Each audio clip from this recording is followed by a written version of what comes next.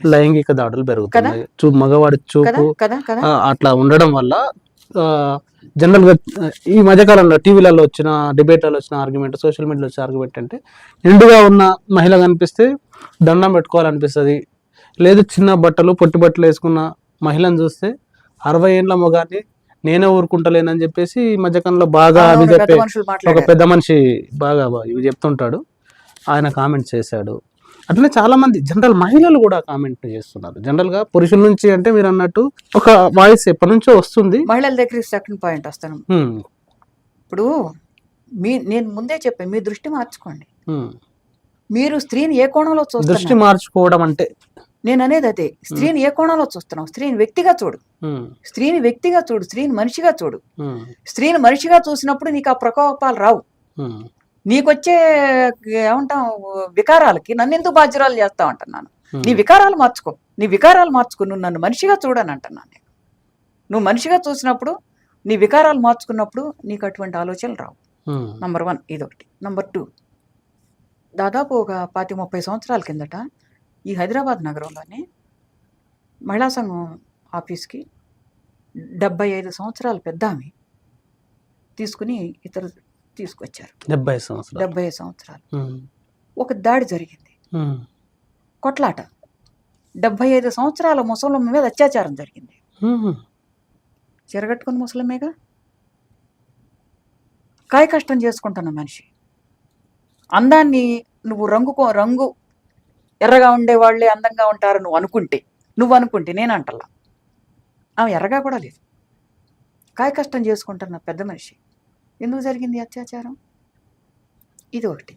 పసిబిడ్డల మీద ఎందుకు జరుగుతున్నాయి? ఏ బట్టలు వేసుకున్నారని పసిబిడ్డ, ఏం బట్టలు వేసుకున్న పసిబిడ్డని ఎత్తుకోవాలనిపిస్తుంది. ఏ బట్టలు వేసుకున్నారని పసిబిడ్డని. ఇంకా చెప్పాలని అంటే, ఒక పెద్ద మనిషి ఒక చక్కని వ్యాసం రాశాడు. ఈ మాస్కులినిటీ అని అంటాను చూడు, అంటే అది దాన్ని తెలుగులో ఎట్ట చెప్పాలి, స్త్రీత్వం పురుషత్వం అని. అంటే పురుషత్వం అని అంటే అది కేవలం బయలాజికల్గా, అంటే శారీరకంగా ఆడవాళ్ళుగా పుట్టడం మగవాళ్ళుగా పుట్టడం మాత్రం కాదు.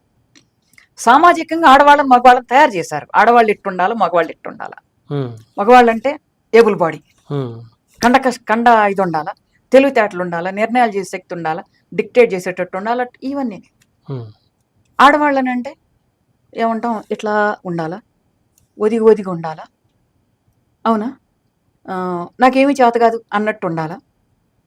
సామెతలే ఉన్నాయి కదా, నేను చేతగానే అన్నా, ఆడంగి సిద్ధన్నా, గాజులు వేసుకున్నాను, ఇట్లా మాట్లాడతారు కదా. అంటే సామాజికంగా శారీరకంగా స్త్రీలు పురుషులు ఉన్నారు అనేది ఒక్కటే కాకుండా సామాజికంగా కూడా స్త్రీలు పురుషులు తయారు చేయబడ్డారు. మగవాడంటే ఇట్టుండాలి, ఆడదంటే ఇట్టుండాలి అనేదే కదా. ఆ ఇట్టుండాలన్న కోణం నుంచే నువ్వు పద్ధతిగా ఉండు అని చెప్పేసి చెప్పడం. పద్ధతిగా ఉండు అంటే నువ్వు అణిగుండు. నా వికారాలకు కూడా మీరే కారణం. నా వికారాలకు కూడా నేను చేసే తప్పులకు నువ్వు కారణం. నువ్వు రెచ్చగొట్టావు కాబట్టి నేను కొట్టా. స్త్రీల మీద ఎందుకు కొడుతున్నారనంటే తిట్టింది, రెచ్చగొట్టింది, అందుకని కొట్టా. కొట్టే హక్కు నీకెవరు ఇచ్చారు? కావాలంటే కోపం వస్తే కంట్రోల్ చేసుకోలేకపోతే వెళ్ళిపోతలకి. అందుకని మీ వికారాలకి మీ ఆలోచనలకి మమ్మల్ని ఎందుకు బాధ్యతలు చేస్తారని నేను అంటున్నాను. మీరన్న ముఖ్యమైనది, ఈ అత్యాచారాలకి ఆడవాళ్ళ డ్రెస్సులే కారణం అని అంటే అది ఏ రకంగా సమంజసం? ఒంటి నిండా చుడిదారు వేసుకున్న అమ్మాయిలు, చీర కట్టుకున్న అమ్మాయిలు, మరి వీళ్ళ మీద ఎందుకు జరుగుతున్నాయి దాడులు? వీళ్ళ మీద ఎందుకు జరుగుతున్నాయి? పసిబిడ్డల మీద ఎందుకు జరుగుతున్నాయి అత్యాచారాలు? కతువాలో ఆ చిన్న ఆడపిల్ల, 8 ఏళ్ల పిల్ల, అది ఎంతమంది ఎంత క్రూరంగా, ఎంత దుర్మార్గంగా, క్రూరత్వానికి ఇంకా పర్యాయ పదం ఇంకేమైనా ఉంటుందా అని అనిపిస్తుంది. మనం పశువు అని అంటాం, పశువులు ఎందుకు తిట్టాలా? పశువు క్రూరత్వం ఉండదు, ఆకలేస్తే తింటా వెళ్ళిపోతాయి. క్రూరత్వంలో నీలో ఉంది. ఆ పసిబిడ్డ ఏం చేసిందని, ఏమి బట్టలు లేకుండా పోజులు కొట్టిందని ఆ పిల్లల మీద అత్యాచారాలు జరుగుతాయి. ఉన్నావు ఆడపిల్ల, ఉద్యోగం కోసం దేనికో వెళ్ళింది, ఎందుకు ఆ అమ్మాయి మీద అత్యాచారం చేయాల్సి వచ్చింది? నీకు కుర్రాడా? ఏం చేయాలి అతన్ని? బెయిలిస్తా? అందుకని మీ వికారాలకి ఆడవాళ్ళని, ఆడవాళ్ళ బిహేవియర్ని, ఆడవాళ్ళ డ్రెస్ని బాధ్యుల్ని చేయొద్దు.